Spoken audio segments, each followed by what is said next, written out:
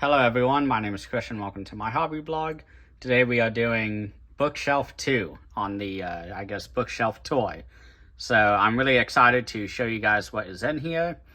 There are a lot more titles in this section because there are not as many of those thick Arrow sets or 88 film sets or box sets in this bookshelf. So without further ado, let's go ahead and begin.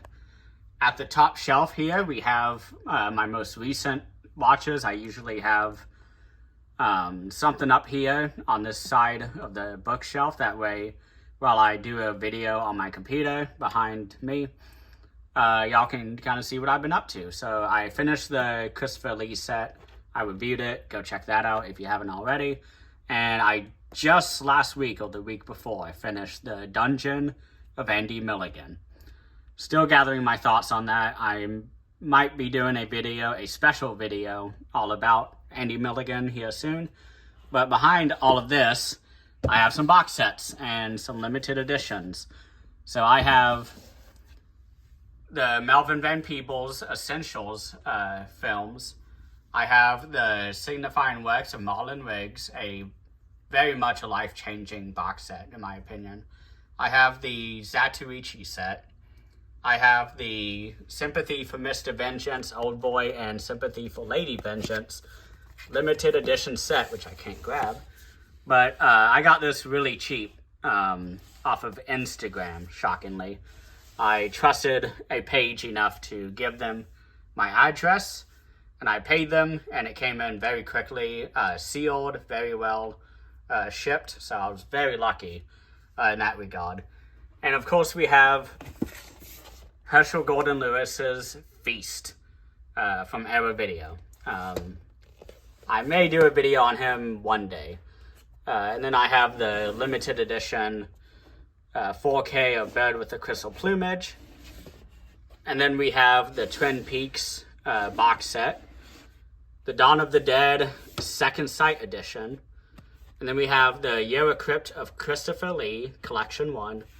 And then the Lindsay Baker Giallo collection, which I need to revisit and do a better review on. I've actually gotten a few comments about how sort of bad my review was for that, which I apologize for, but it was in the beginning of my collecting days. So I'm going to put those back up there.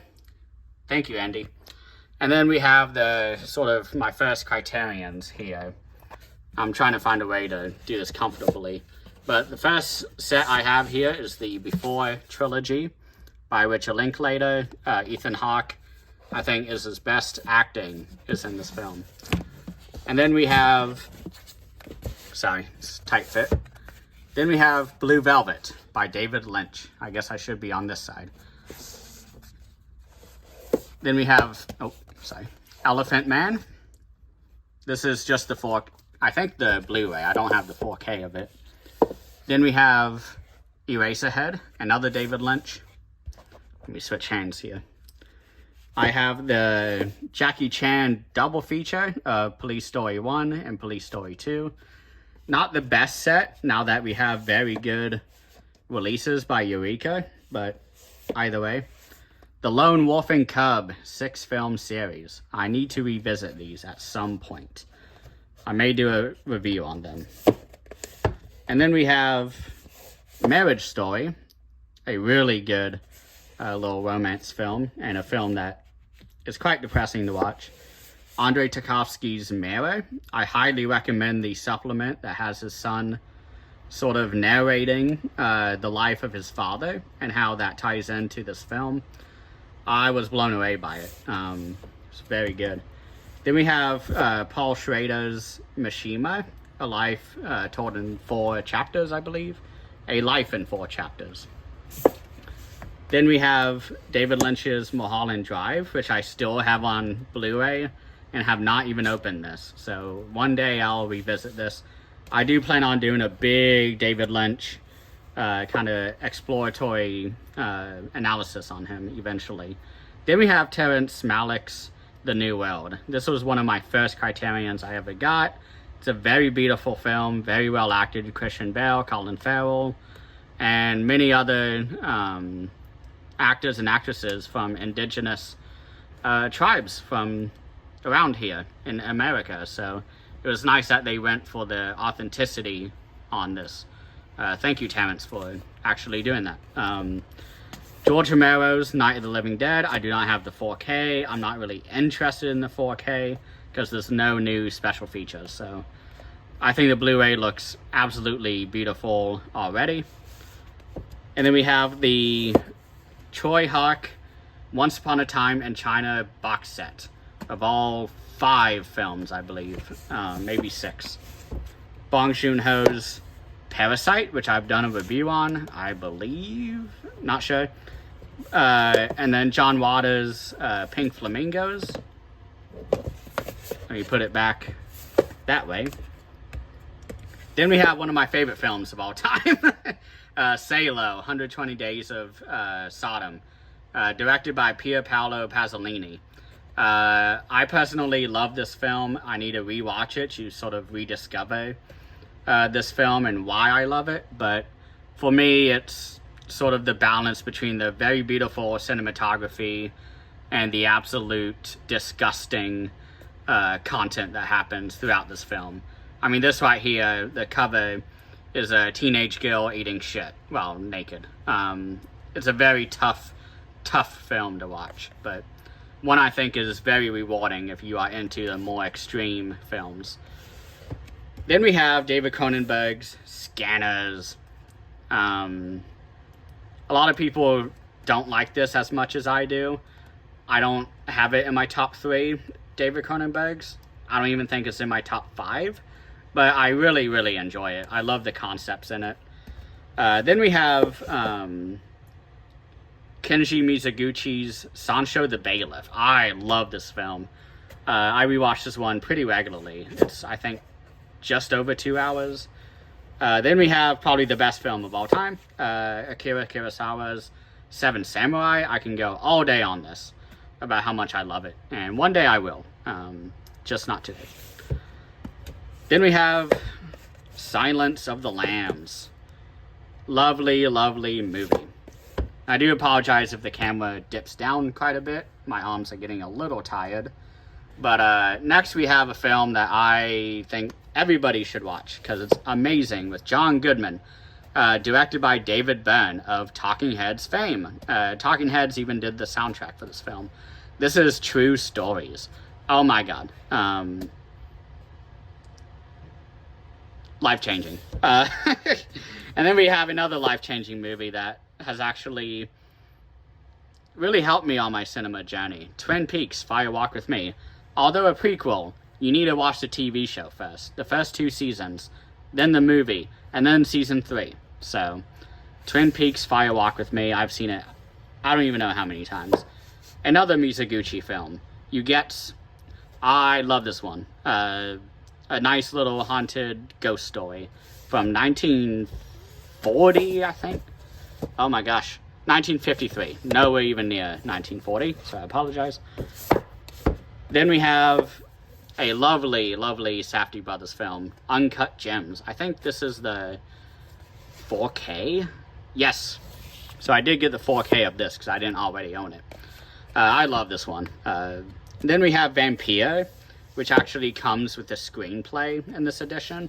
That's why it's so fucking thick. I really want to get the Eureka edition too, because it has a newly recorded as of last year, commentary track by Guillermo del Toro, who is one of my favorite directors. And then we have David Cronenberg's Videodrome. I love this edition, but I've been really tempted on the limited 4K by Arrow. Then we have a very great Alfonso Cuarón. I hope I said that right. It doesn't sound right to me, though. Y Tu Mama Tambien. I love this one. This is a great road trip film. Probably the only good road trip film that I have seen, aside from, I don't know, Easy Rider. That's really all you need to know. It's a fun, romantic, serious also, road trip film about 3 people, 2 boys, and a, not older woman, but a woman in her mid to late 20s, who is running away from her husband, and they go on a road trip together and sort of rediscover themselves. It's absolutely amazing. I really enjoy it. And then I have 2 Eclipse sets. These are the only ones I have. It's the first films of Akira Kurosawa, which comes with Sanshiro Sugata, The Most Beautiful Day, I believe. Or The Most Beautiful. Sorry, I'm having to lean in. Sanshiro Sugata Part 2. And then The Men Who Tread on the Tiger's Tail, which is my personal favorite of the set. But The Most Beautiful is also really good, even if it's a World War II propaganda film that Kurosawa was sort of forced to make. And then we have the post-war Kurosawa, which has a lot more films than Volume 1, but I really, really enjoy these ones. And then I have a few Criterion DVDs. I have Curious Case of Benjamin Button. One day I will upgrade this, I just don't know when. And then we have The Life of Brian, a very old Criterion DVD. I don't even think it has a Blu-ray yet, and if it does, I am not aware of it. Then we have the first Era 4444 release, Anatomia Extinction. Sort of the precursor to Tokyo Gore Police. It's not going back in. Apologies. Okay. Alright, so this will be much easier for my arms now. I'm going to walk over here. Just to get the stuff on top out of the way, I have the Shout Factory Steelbook of The Tale of Princess Kaguya by Isao Takahata. One of the best, if not the best, Japanese animator. I may like him more than Hayao Miyazaki. I'm not sure yet. He also did Grave of the Fireflies, which was very good. Very emotionally sort of draining. And then we have Kino Lorber's A Fistful of Dynamite, which is a, what's his name? Sergio Leone film. Then we have a Christopher Lee Taste of Fear film, which I really, really enjoyed. Had to get my breath back, sorry. Oh, there I am. I highly recommend everybody to at least check this out on streaming. It's nice and spooky. I enjoy it. And then we have Dennis Hopper's The Last Movie, which I need to rewatch and do all that, because I have a pretty big video coming up soon, all about his entire filmography. So I'll just put that there for the meantime. So to go back to the in order of labels, as you probably have noticed already, we have the numbered labels, 88 films, and then we have Arrow, starts with A, down to Arrow, yeah, still Arrow, and then down to Criterion, back to Criterion, and now we're in Era 4444. So the second release that I have by them is the Funky Forest and Warped Forest. These did not do much for me personally. I may need to watch the special features and sort of reevaluate. That's why I never did a review for that set, because I just didn't have enough to talk about. But on to the Eurekas, which I don't have many of, which I want to fix.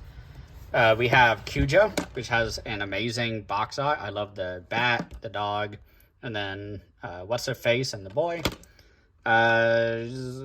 This is a very competent film. This is a very Sunday afternoon type of film. Then we have George Romero's The Dark Half, which I said on my letterbox I actually never saw this in my George Romero class that I took with Will. And this was the last George Romero movie I had left ever of any of his films, even Amusement Park and his short films. And I was very happy to find that I loved this one. It's not my favorite, but it's up there. And then we have Jackie Chan's Drunken Master. My God, the commentary track is insane. With, oh my gosh, I guess Rick Myers and Jeff Yang, but they talk all about the history of Jackie Chan and how he got to be the big star that he is today. It really kind of filled in every major hole I had. Then we have George Romero's Monkey Shines. Very underrated. It's 5 minutes too long. It's a little bit more tight pacing, and I think the movie could be one of his best. And then we have the Troll collection. I only have it for Troll 2 and the documentary, which is a little mean-spirited towards the director. I always felt bad for him while watching the, whatever it's called, the documentary. He's not really in on the joke, if you will, that the movie's supposedly so bad it's good. Personally, I think it's great. I don't think it's bad at all. It didn't have the budget that it could have had. Everyone did the best. It didn't feel like a tax loophole, which a lot of movies do. Those are what I call bad, and those that you just can't get really any feelings or anything out of. But to continue on, the Eureka slipcovers I have, Encounter of the Spooky Kind, which I did a review on, I believe, with Sammo Hung. Very, very good actor. Then we have one of my favorite movies, one of my favorite recent discoveries of recent times, Execution in Autumn. This is one of the earliest, I think, mainland Chinese films ever, or Taiwanese films, apologies, ever. And it's sort of amazing how just amazing this film is. I would highly recommend everybody at least check it out. And then we have a great South Korean thriller, Midnight. I need to rewatch it because I don't remember too much from it. But then we have G-Kids, which I just kind of have separately. I'm still not sure, because G-Kids is also with Princess Kaguya. But I have Goro Miyazaki's From Up on Poppy Hill, my favorite by him. He's the son of Hayao Miyazaki. This one's just very comfortable and cozy and a very nice film. And then we have Grindhouse Releasing, which I only have one edition by. Lucio Fulci's The Beyond. And I'm going to move these aside so I can pull these out easier. And then we have probably my first imprint edition that I have. It's Akira Kurosawa's Desu Uzala. This movie was almost impossible to find until this release. I think the movie's great. I need to just watch it a few more times because I can see gold in this film. I just need to sort of process it more. And then we have some indicator titles. The first one is John Carpenter's Christine. Love this one. Great. And then probably my least favorite John Carpenter film, Ghosts of Mars. I guess I haven't done a John Carpenter ranking yet. One day I will. And then we have a lot of, I don't even know what this company is. Redemption. But this is the Awful Dr. Orloff by Jess Franco. I've done a review on this film already. And then we have another release by them that I kind of just threw in with whoever these people are. Kino. The Diabolical Dr. Z, or Dr. Z, by Jess Franco. This one, I think, is what I have as my number one in my ranking of all his films. And then we have one of the best modern horror films with vampires. A Girl Walks Home Alone at Night. Scary. Then we have Dennis Hopper's The Hot Spot. The Hunchback of Notre Dame. This is a new 4K restoration, but a Blu-ray. Then we have a documentary, which I was pretty okay with. Christopher Lee and In Search of Dracula, which is a documentary all about the historical roots of Dracula, which we all know and love nowadays. But when this documentary came out in the 70s, it was quite groundbreaking.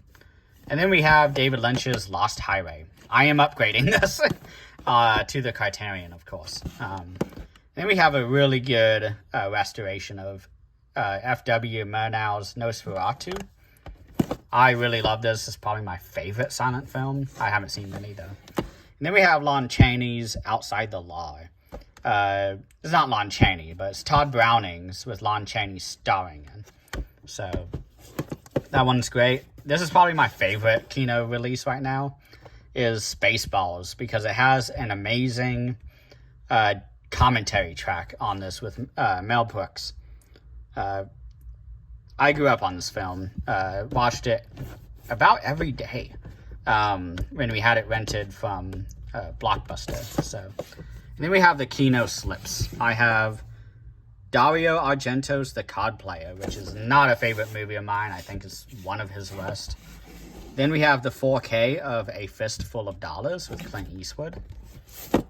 Then we have a 4K, I believe, of David Cronenberg's Eastern Promises. I am looking forward to rewatching that. And then we have Clint Eastwood and For a Few Dollars More, 4K and Blu-ray. And then I have the I'm Dangerous Tonight by Tobe Hooper. I think it's Tobe Hooper. Yes, okay. I want to make sure. I haven't listened to the commentary track, but the one with Will, who is my dear friend, the one he recorded for that release, I'm sure is amazing. And then my very first Kino release I ever had for I don't know how many years. I got this for like $10 online. And it is Rawhead Rex. Everybody is way too harsh on this movie.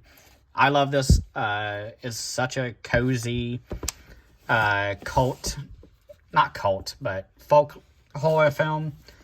Yeah. And then we have Massacre Releasing. I think that's the company. Massacre Video. Hack-A-Lantern.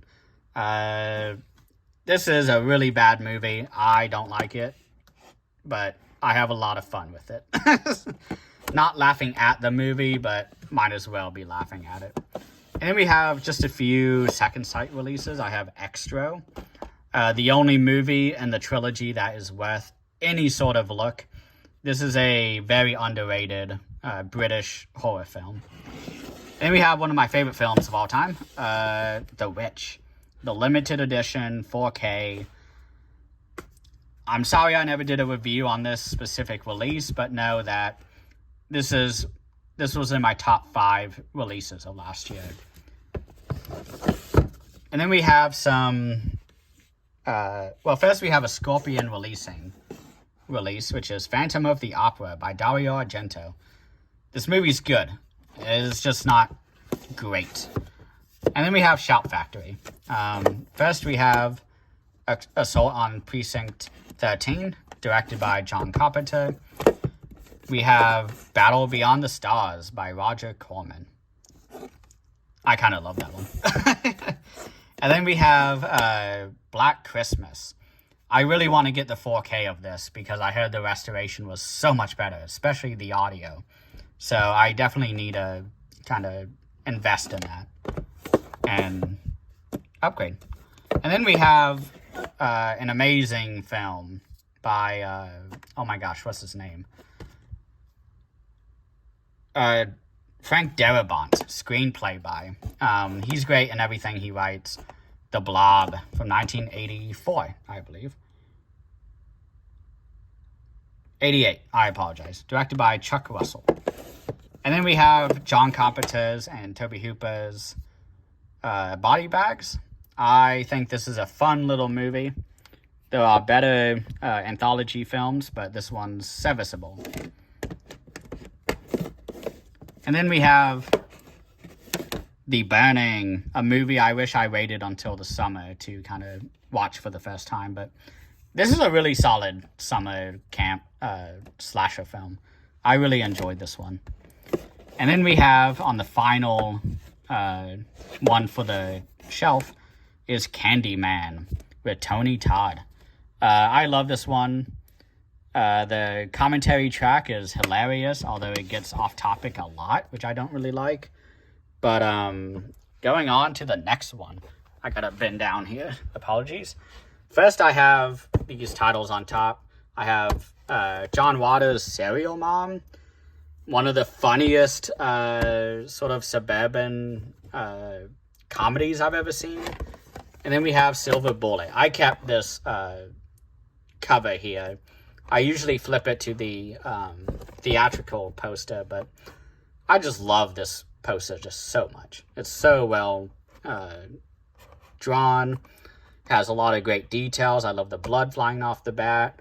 I love the colors. I love how everything just sort of goes in a circle, where your eye is immediately drawn to that, then you see that, you see the car, then you see the bat, and then you see the people, and then you go back, and it's like a circular. That's what you're supposed to do when you're designing a cover, is something I learned in photography class. You gotta have your viewer go right in the middle and then go around and sort of go in a spiral. So just a little bit of design philosophy for you there. And then my Cat People slipcover I got for like $5 on eBay, I think. I only got that because I just had never seen it, and it's just okay. The first film is Brian De Palma's Carrie. I got the Blu-ray right when the 4K released. I am not upgrading right now. I'm going to get my mileage out of this, and maybe I'll upgrade. Then we have Curse of the Werewolf. I think my review for this was one of my best. I would highly recommend you check it out. Then we have a movie I want on 4K soon. Apparently Second Sight is in agreement to do this. Day of the Dead by George Romero. My personal favorite of all his films. Martin, I think, is number 2, number 3. And then I have, I want to say Dawn of the Dead as number 2 or 3. Those are my top 3, if I remember right. Then we have Dracula, Prince of Darkness with Christopher Lee. Then we have The Exorcist 3 by William Peter Blatty. I love this movie. I highly recommend the Cabal cut. Well, not the Cabal cut, but the, my gosh, what's it called? The director's cut.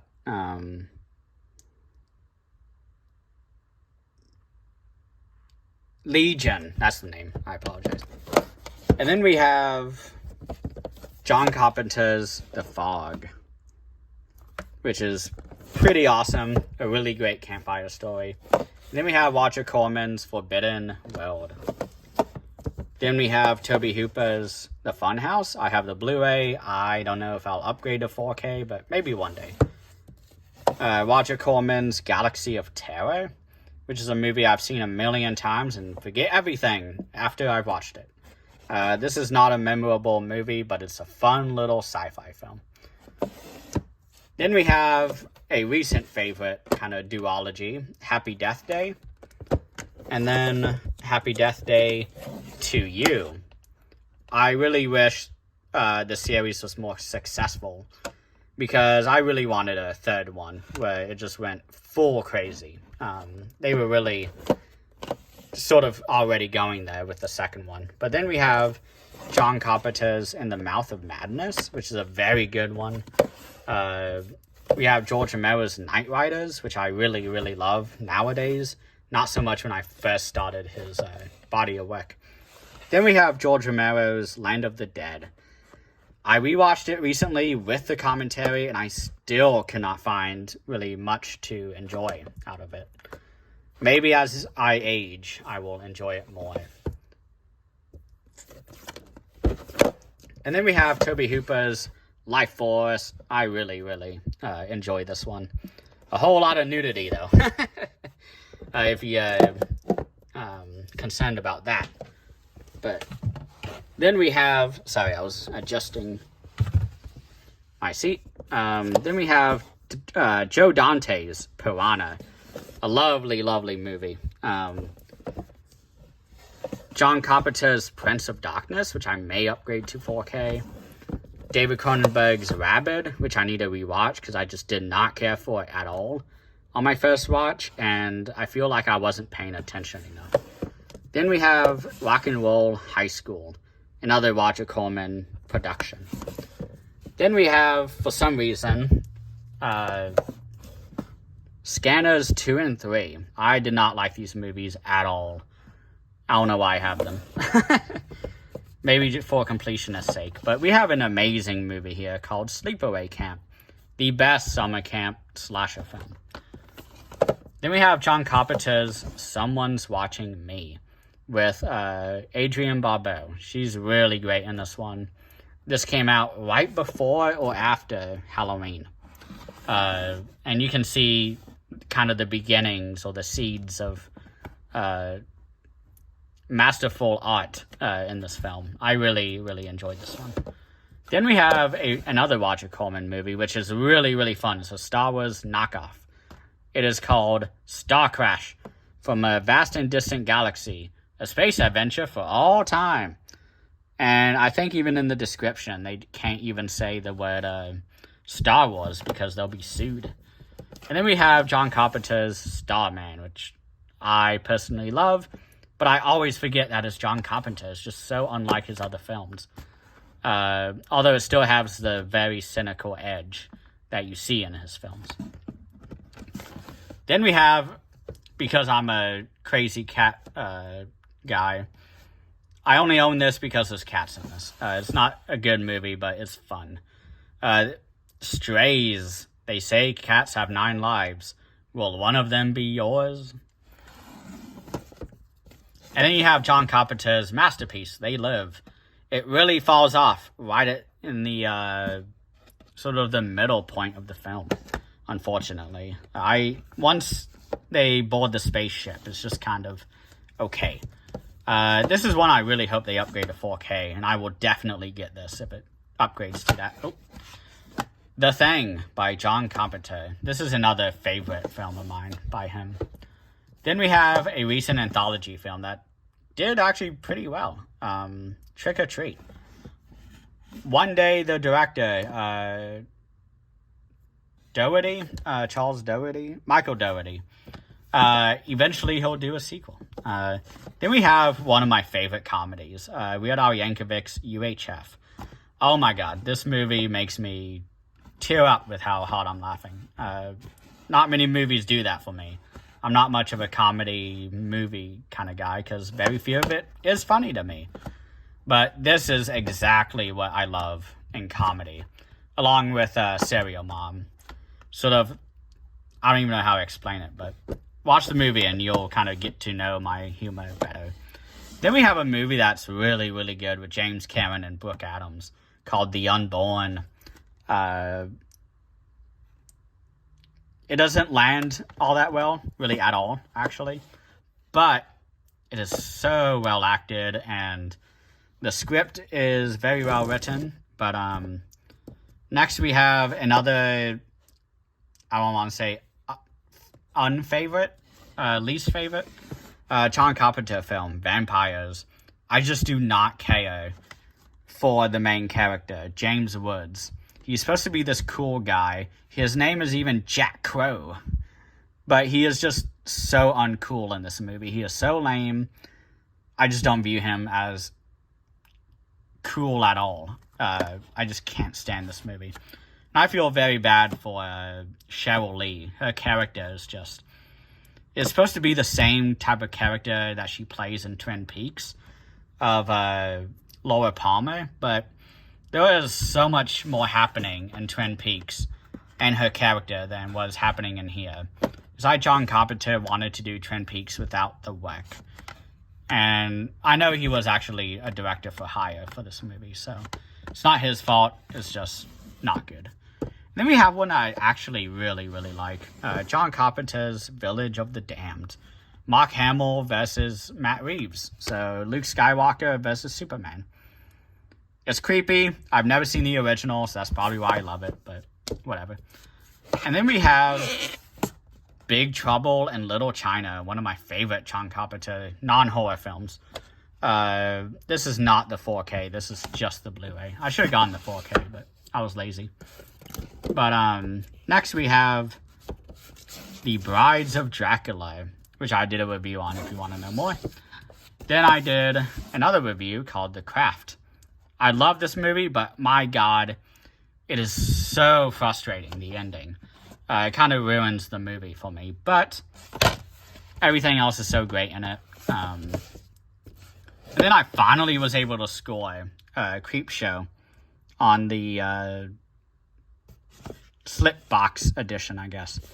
I need to go through it. It's George Romero's. Then we have David Cronenberg's Dead Ringers, which I would list higher in my listing if I wasn't constantly distracted by the fact that I am trying to find the line in the special effects where, my gosh, what's his name?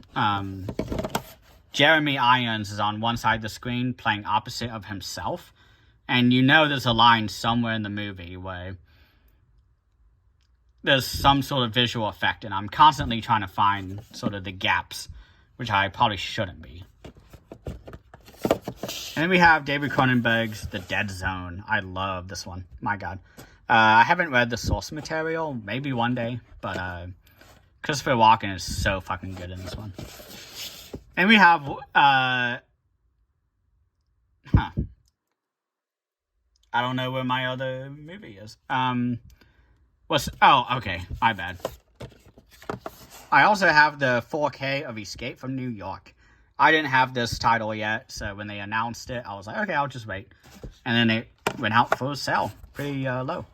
So, this movie's okay. I feel like a fraud for saying that, because everyone loves it, but I don't know.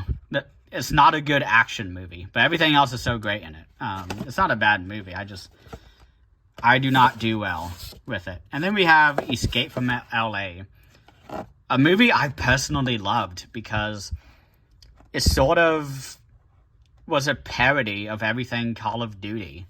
And that definitely wasn't on purpose, because Call of Duty wasn't even around by this point, but I don't know. It just made sense to me while watching it, that this movie was basically making fun of Call of Duty in the same way that Freddy Got Fingered was making fun of 2000s rom-coms and just comedy films in general. And Freddy Got Fingered came out way before those, so I don't know.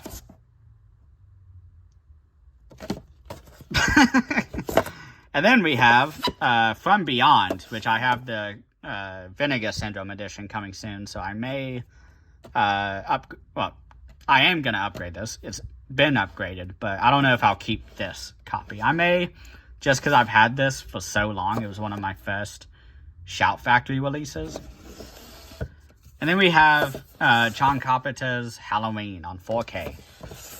Lovely, lovely movie. I've seen everything now. I've seen the commentaries, everything. Halloween 2, revisited that because I was like, I might as well complete the trilogy. And loved it. Halloween 3, my God, this 4K looks so fucking good. This is the best 4K outside of, like, 2001: A Space Odyssey. The colors in this movie was just so, so good. Then we have a 4K of Krampus, the naughty cut. This is a way better cut of the film than the theatrical one. Oh my God. This is a very warm, cozy Christmas horror film. And then we have a movie that I'm just okay with, Mad Max. I love the supplements, though, with new interviews by Mel Gibson. So, okay, apologies for that. I had to kind of adjust my seat. But to continue on to the Shout Factory slips, we have Silent Night, Deadly Night, Part 2.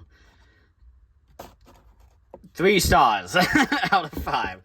It's very down the middle for me. Then we have Mighty Morphin Power Rangers, the movie. I loved this movie growing up.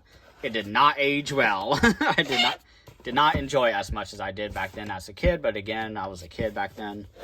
Then we have Turbo, the Power Rangers movie, which is the second movie that came out around the time when I was in a big Power Rangers kind of thing.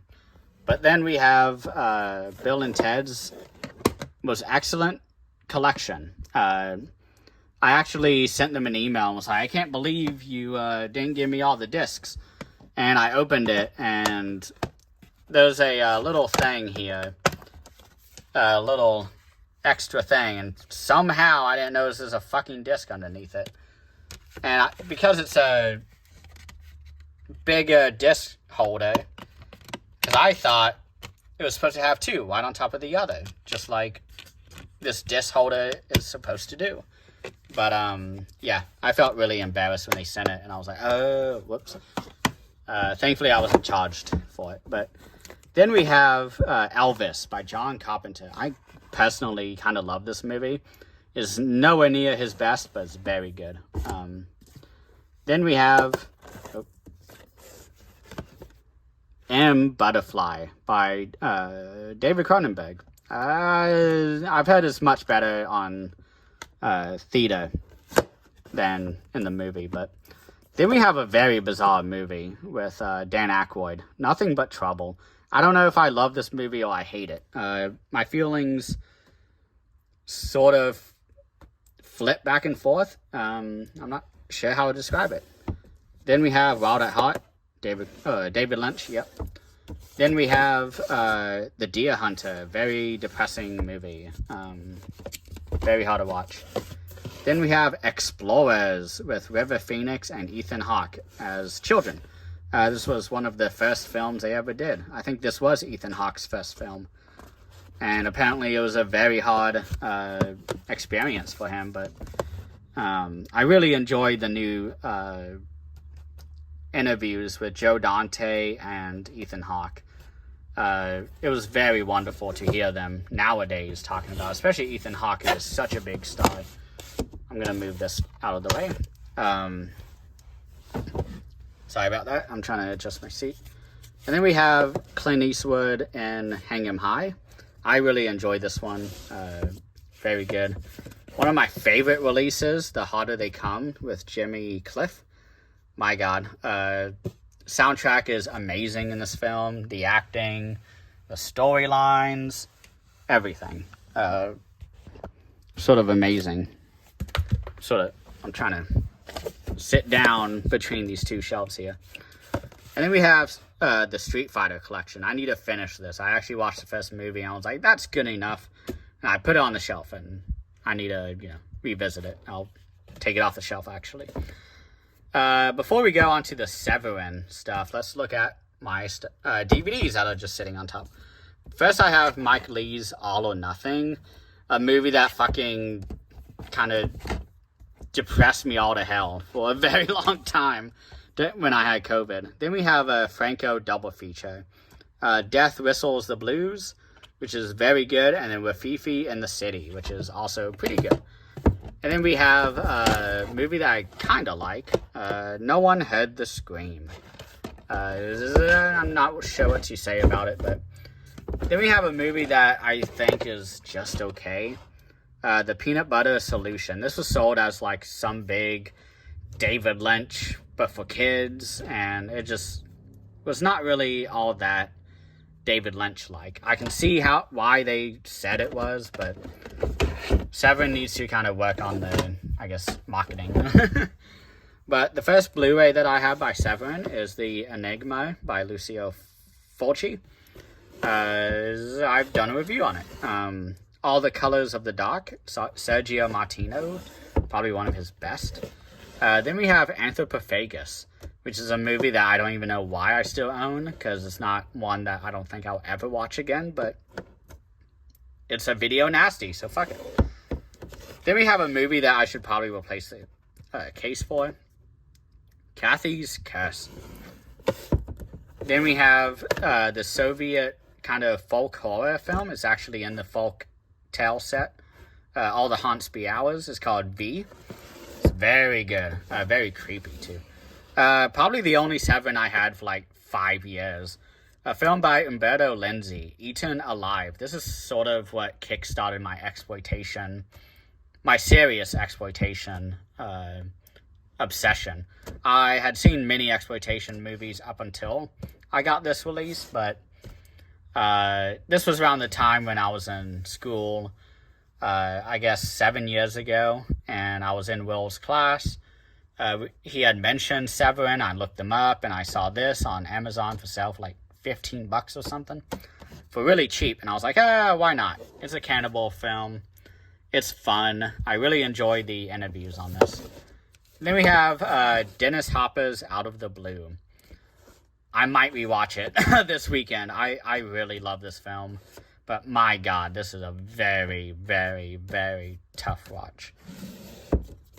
And then we have Jess Franco's Vampiros Lesbos. I actually have a series coming up here in a couple weeks that I've been planning, where I will be revisiting this. I can't wait for that. And then we have Rax Mask. Sorry. Saying those words together is really hard for me. I've done a review on this on the first Giallo video, Withering Watchpower video that Cultflix Fix 24 and I did. So go watch that if you want to know more. And then I have these two films by Friedrich Friedel, a German director, Axe and Kidnapped Coed. I have no memory of what I thought of these, but I put it back on the shelf for some reason, so I guess I must have sort of liked it. Then we have Bag Boy Lover Boy. I kind of like this one quite a bit. It is quite, I don't know, it's fun. Try and get my hands right here. But I don't know, it was just, I reviewed it, I think, on during Spooktober, but I have no memory of what I said about it. And then we have Carnival Magic, a something Adams, Al Adamson, that's his name. I always forget his name, but this is his only like children's film, and it was pretty good. It was serviceable. And then we have a really good movie, which I wish I got on Blu-ray. I need to upgrade it, actually. The Devil's Reign with William Shatner. I love films that deal with the occult and Satan, but this is one of the few movies that does it so earnestly and accurately. So, great representation for Satanists, outside of the whole sacrificing businesses. But we also have Escape from Women's Prison. I only have this one because I have no woman in prison films in my collection, and this was serviceable. I enjoyed it, whatever, but I remember nothing. I did not get much out of it, but I might as well keep it. Then we have Feed the Light, which is it's frustrating to me because it could have been so great, but it's a solid 3 stars. I mean, I don't know. So. And then we have a pretty fun film here, Robo-Boy. Then we have Shocking Dark, another Bruno Mattei film. Shocking Dark is another Bruno Mattei. Then we have a film that really kind of sapped all the wind out of my sails that night when I watched it, When the Wind Blows. It's a World War II animated film from Japan, I believe. I'm not sure. But it's very depressing. Oh my god. David Bowie even did the title song, which is really fun. And then we have our Synapse and Vestron section. So first I'm going to show my one that's laying on top, Return of the Living Dead 3. Put that there. And then we have Basket Case 2. I love this one just as much as the original. But Basket Case 3. I did not like this movie at all. Oh my god. It rehashes the last 30 minutes of part 2. And then just kind of does nothing for the rest of the film. I don't even know if this is also directed by Damn, yes it is. That's a shame. But everyone has the bad movies. It's fine. And then we have a movie by Lamberto Bava, Demons. I enjoyed this one quite a bit. Then we have another Henenlotter loving film. I actually rewatched this on my birthday and made my dad watch it, and he was kind of shocked. Frank Henenlotter's Frankenhooker. Love this movie. Oh my god. I think I talked about it during my Spooktober, so go watch my review on that. Then we have Phenomena, which is not the most recent Synapse edition either. I bought this, and then like a week later they announced the 4K, and I was like, God damn. So yeah, Phenomena. And then we have Street Trash. I need to rewatch this because I think I just was not engaged with it my first watch. Love this movie. Lovely film by Dario Argento, Tenebrae. One of my favorite Dario Argento films, Suspiria. This is a very good looking 4K also. And then my lone third window release, Haruko the Goblin by Shinya Tsukamoto. This movie's awesome. Oh my god. I need to do a review on this eventually. And then we have a, I guess, Unearthed Classics edition, which I do not like the company at all. I don't like the movies they put out, but this movie I really love. Evil Dead Trap. Then we have the Vestron releases. I have Little Monsters, which was a movie I grew up on, and I loved it. Oh my god. We have David Cronenberg's Shivers, which I really enjoy. I recommend everybody to listen to the audio commentary by David Cronenberg. He just really goes deep into the details of everything that was done on the film. It's amazing. All his commentaries on. And then we have Steel Dawn, which I got for $9.95. I don't really care for this one. It's Patrick Swayze. And then we have a very good sort of vampire, I wouldn't say comedy, but just an adventure film, I guess. Sundown, The Vampire in Retreat. Got it for $12.95, so not bad. And then we have the Wishmaster Collection. I need to watch part 2 and 3 and 4. I love part 1, but I just never have convinced myself to continue on. So yeah. And then we have, I'm adjusting my seat, trying not to show off my legs. We have the Vinegar Syndrome, the start of the Vinegar Syndrome releases. First we have 9 Lives of a Wet Pussy, a porno by Abel Ferrara. And then we have Body Melt, which I did a review on during a Withering Watchpile episode. I believe Body Horror was the episode, I'm not sure. And then I have Cementerio del Terror, Cemetery of Terror. I love this movie. I hope they do a box set of all the director's films. Then we have a really great Christmas kind of horror film.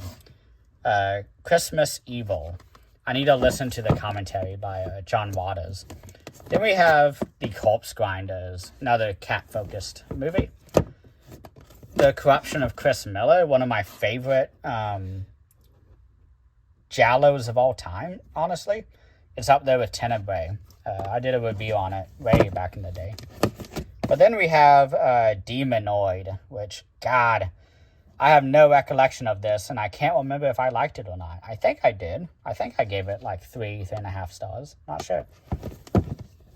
And then we have Demon Wind, a very old Vinegar Syndrome title. I have no memory of what I think of that either. Then we have The Forgotten Jolly, Volume 1. I missed out on the big box, but I'm actually kind of happy that I have it in the small one, because the only one I liked was The Killer is One of 13. And then we have Grave Robbers, which I don't think I switched the artwork for, but it's the same director as Cemetery of Terror. Then we have a Will recommended film here, Hell Comes to Frogtown. Pretty fun. I need to rewatch it. It's been many years. And then we have a almost Reanimator copy. It makes it look like it, but it's actually a Get Out copy. 30 years before Get Out. If you know, then you know. And then we have Jack Frost. I don't care for this movie at all, but I'm gonna rewatch it next Christmas, I think. Then we have an amazing kind of punk rock film, The Liquid Sky. Then we have a fun porno film here, Malabemba. Yeah, I've done a review on this. It's one of my highest viewed videos, but go check that out if you're interested. Then we have a really good vampire film, Pale Blood. Then we have amazing blaxploitation films, Penitentiary. And then Penitentiary 2, which has Mr. T. It has, oh my gosh. It also has Rudy Ray Moore, who is amazing in it. We have Ernie Hudson. Yeah. Star-studded cast. Oh my god. And then we have Raw Force, a movie you have to watch with friends or it's not fun. And then we have Satan's Slave. I love that artwork. I would love to have a tattoo of that. And then we have Spookies. I wish I had the slipcover. I highly recommend the Joe Bob Briggs episode on this, on his, I guess, last drive-in TV show. He talks about the sort of lost footage that existed at one time of George Romero dressed up as a clown, riding a bicycle chasing our characters. I really would have wished to have seen that. And then we have The Suckling. Oh my god, this movie disgusted me. It made my skin crawl. Ugh. An aborted fetus is dropped into a toilet and flushed, and it falls into a vat of nuclear waste or some shit. And it comes back as an angry monster. Watch it if you are interested in that. And then another, probably my favorite cat-focused movie, The Uninvited, with, George Kennedy and Clu Gulager. They're both amazing in it. They don't give a shit about the movie. And then we have The Vineyard by James Hong, who, God, his name came up recently in a special features I watched. I can't remember, damn.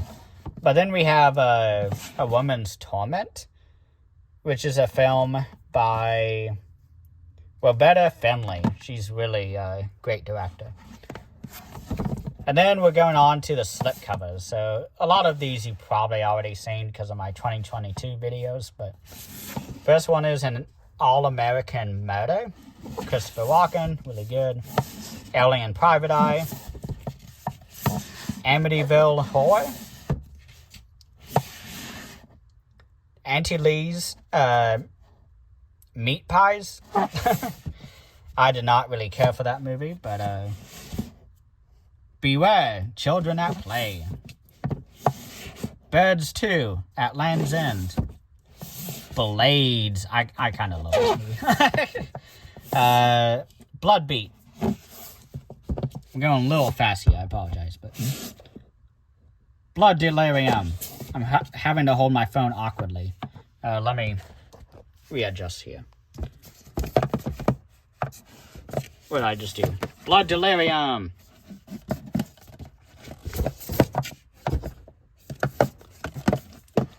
Buried Alive. Okay, I kind of hate this.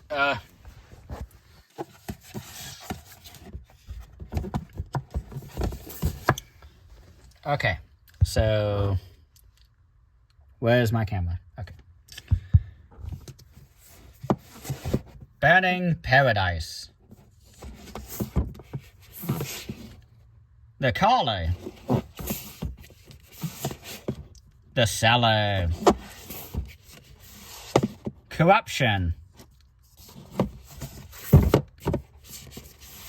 Paul Naschy's Count Dracula's Great Love. And then finally, on the final shelf, we have Cthulhu Mansion. Okay, so that is it for today. We went through a lot of releases here, and I'll just kind of scan among.